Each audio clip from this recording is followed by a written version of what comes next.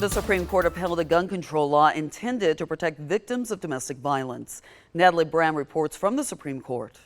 It's the decision gun safety advocates had hoped for when they rallied in front of the Supreme Court during November's oral arguments. We know that lives are on the line. In an 8-1 ruling, the justices upheld a federal law that prohibits people under domestic violence restraining orders from having firearms. This is the first time we've seen this Supreme Court in a long time actually rule in favor of regulation of guns. Chief Justice John Roberts wrote, "The law uses common sense and applies only after a judge determines that an individual poses a credible threat of physical violence."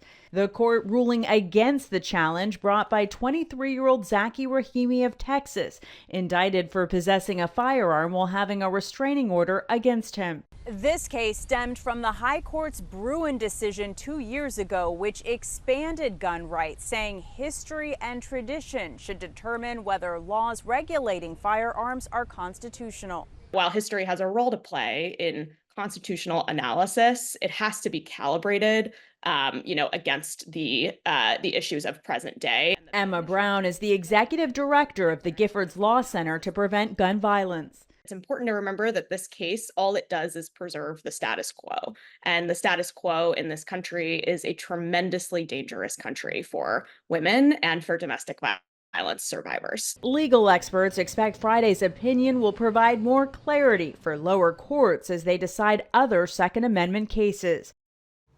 Justice Clarence Thomas, who was the author of the 2022 decision expanding gun rights, was the lone dissenter in this ruling.